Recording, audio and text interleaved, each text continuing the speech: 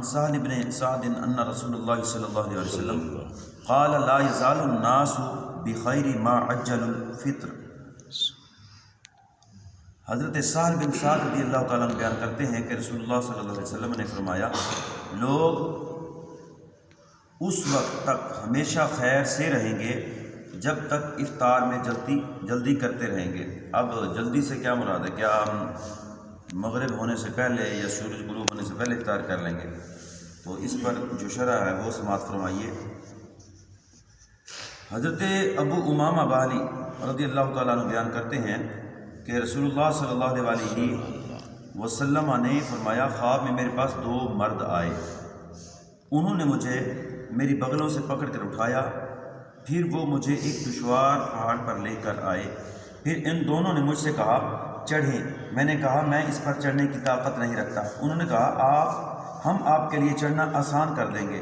بس میں اس پر چڑھا، حتیٰ کہ جب میں اس کے درمیان پہنچا تو میں نے بہت دشوار پرشور آوازیں سنی۔ میں نے پوچھا یہ کیسی آوازیں ہیں؟ انہوں نے کہا یہ اہل دوزخ کا شور ہے۔ اللہ۔ پھر میں نے ایسے لوگ دیکھے جن کی کونچیں یعنی ایڑی کے اوپر کے پٹھے لٹکے ہوئے تھے اور ان کے جبڑے چیرے ہوئے تھے اور ان کے جبڑوں سے خون بہہ رہا تھا۔ میں نے پوچھا یہ کون لوگ ہیں؟ انہوں نے کہا یہ وہ لوگ ہیں جو روزے کا وقت آنے سے پہلے روزہ کھول لیتے تھے۔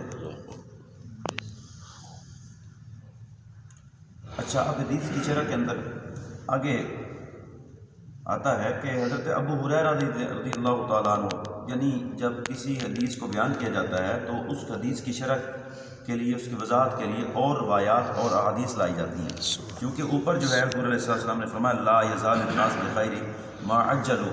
حضور علیہ السلام نے فرمایا لوگ اس وقت تک خیر سے رہیں گے جب تک افطار میں جلدی کریں۔ اب اس حدیث کو اگر بابی بیان کر دیں تو یا کوئی اور بیان کر دے یا ایسا بندہ بیان کر دے تو وہ کہے گا دیکھا جلدی کرنی ہے، تم لوگ دیر کرتے ہو۔ تو اب ظاہری جو الفاظ ہوتے ہیں کسی حدیث کے وہ کچھ ہوتے ہیں، لیکن اس کو دیکھنا ہوتا ہے کسی اور حدیث کے اندر حضور علیہ السلام نے اس بات کی خود وضاحت تو نہیں کی، یا کسی اور محدثین نے اس پر کچھ لکھا تو نہیں ہے محدثین میں سے۔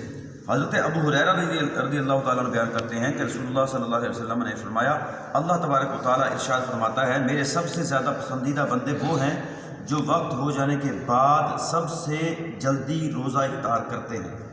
جیسا کہ ابھی حدیث گزری ہے، میں نے آپ سے کہا کہ ایک حدیث کے الفاظ کچھ ہوتے ہیں اور اس کے بعد جو حدیث آتی ہے وہ پہلی والی حدیث کی یا کسی اور مقام پر کوئی حدیث ہو تو اس حدیث کی وضاحت کرتے ہیں۔ اب اس میں یہ ہے کہ جب وقت ہو جائے، یہ نہیں ہے کہ وقت سے پہلے افطار کر۔ حضور نے فرمایا جب لوگ خیر سے رہیں گے، اس لیے یہ سمجھنے کی ضرورت ہے۔ ابو عطیہ بیان کرتے ہیں کہ میں اور مسروق حضرت عائشہ رضی اللہ تعالیٰ عنہا کے پاس گئے، ہم نے کہا یا ام المؤمنین سیدنا محمد صلی اللہ علیہ وسلم کے اصحاب میں سے بعض وہ ہیں جو جلدی روزہ افطار کرتے ہیں اور جلدی نمازیں پڑھتے ہیں، اور بعض وہ ہیں جو تاخیر سے روزہ افطار کرتے ہیں اور تاخیر سے نمازیں پڑھتے ہیں۔ حضرت عائشہ نے پوچھا وہ کون ہیں جو جلدی روزہ افطار کرتے ہیں اور جلدی نمازیں پڑھتے ہیں؟ ہم نے کہا حضرت عبداللہ ابن مسعود رضی اللہ تعالیٰ عنہ۔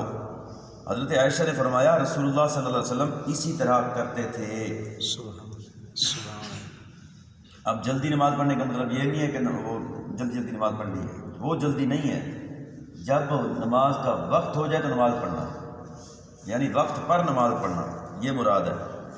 ابو عطیہ نے کہا اور دوسرے حضرت ابو موسیٰ اشعری رضی اللہ تعالیٰ عنہ تھے۔ ابن مسیب اپنے والد سے روایت کرتے ہیں، انہوں نے کہا کہ میں حضرت عمر کے پاس بیٹھا ہوا تھا، اس وقت شام سے ایک قافلہ آیا تو حضرت عمر ان سے احوال معلوم کرنے لگے، بس انہوں نے کہا کیا اہل شام جلدی روزہ افطار کرتے ہیں؟ قافلہ والوں نے کہا جی ہاں۔ حضرت عمر نے فرمایا وہ جب تک ایسا کرتے رہیں گے تو ہمیشہ خیر سے رہیں گے اور اہل عراق کی طرح ستاروں کے نکلنے کا انتظار نہیں کریں گے۔ اب آپ کو پتہ ہے جو اہل تشیع ہیں وہ خیر سے روزہ جو ہے وہ تقریباً 8-10 منٹ بعد جا کے افطار کرتے ہیں۔ 10 منٹ اذان عام طور پر مغرب کی اذان بھی ان کی تاخیر سے ہوتی ہے، تو یہ صریح خلاف ہے حدیث کے۔ سیدنا محمد صلی اللہ علیہ وسلم کے اصحاب میں سے حضرت عمرو بن میمون بیان کرتے ہیں کہ سیدنا محمد صلی اللہ علیہ وسلم کے اصحاب سب لوگوں سے جلدی افطار کرتے تھے اور سب سے دیر میں سحری کرتے تھے۔ سب سے دیر میں سحری سے مراد یہ ہے کہ فرض کیا اگر ٹائم ختم ہو رہا ہے 4:52 پر، تو اس کا مطلب یہ ہے کہ وہ 4:52 تک کھانا کھاتے تھے، اس سے بعد نہیں کھاتے تھے۔ میں نے مثال دی ہے، یعنی اگر وقت ہے سحری کا 1 گھنٹہ آخر میں، تو اس آخری وقت کے اندر وہ سحری کرتے تھے، یعنی 1 گھنٹہ پہلے کھا لیا اور بعد میں لوگوں کو بتاتے پھرے میں تو جی سحری میں نے ٹائم پہ کر لی تھی، تم لوگوں نے 12 گھنٹے روزہ رکھا ہے، میں نے 13 گھنٹے کا روزہ رکھا ہے۔ تو یہاں پر حدیث کو سمجھنے کی ضرورت ہوتی ہے۔ ایک اور روایت ہم عرض کرتے ہیں۔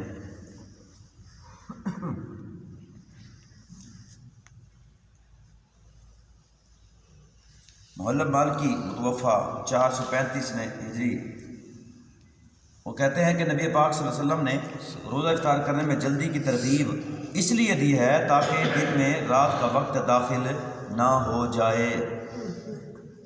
روزہ افطار کرنے میں جلدی، اب فرض کیا کہ مغرب کا وقت ہو گیا، اذان ہوئی ہے اور بندہ کہنا ہے جی میں تو دیر سے افطار کروں گا۔ آپ کو پتہ ہے جب مغرب ہوتی ہے تو رات شروع ہو جاتی ہے۔ اب یہ محدث کیا کہتے ہیں کہ حضور نے کیوں یہ کہا جی کہ اپنے وقت پر افطاری کر لو؟ وہ اس لیے کہا تاکہ روزہ لمبا نہ ہو جائے، جب وقت ہو گیا تو افطار کر لو، اور اللہ تعالیٰ نے روزہ کی جو حد فرض کی ہے اس میں اضافہ نہ ہو جائے۔ روزے کی حد ہے نا کہ صبح جب وقت ختم ہوا ہے تو روزہ شروع ہوا ہے، یعنی سحری کا وقت ختم ہوا تو روزہ دار کا روزہ شروع ہو گیا، اور جیسے افطاری کا وقت ہوا تو افطار کر لیا۔ ایک مقررہ وقت کے اندر ہی روزہ ہوتا ہے، اس سے پہلے آگے پیچھے نہیں ہے۔ اسی لیے کہا گیا کہ اللہ تعالیٰ نے جو روزہ کی حد فرض کی ہے اس میں اضافہ نہ ہو جائے، اور وقت پورا ہونے کے بعد روزہ جلدی افطار کرنے میں روزہ دار کے لیے نرمی اور سہولت ہے، اور روزہ رکھنے میں زیادہ قوت کا باعث ہے۔ حضرت ابو ہریرہ رضی اللہ تعالیٰ عنہ بیان کرتے ہیں کہ رسول اللہ صلی اللہ علیہ وسلم نے فرمایا اس وقت تک دین ہمیشہ غالب رہے گا جب تک لوگ روزہ افطار کرنے میں جلدی کرتے رہیں گے، کیونکہ یہود و نصارہ تاخیر کرتے ہیں۔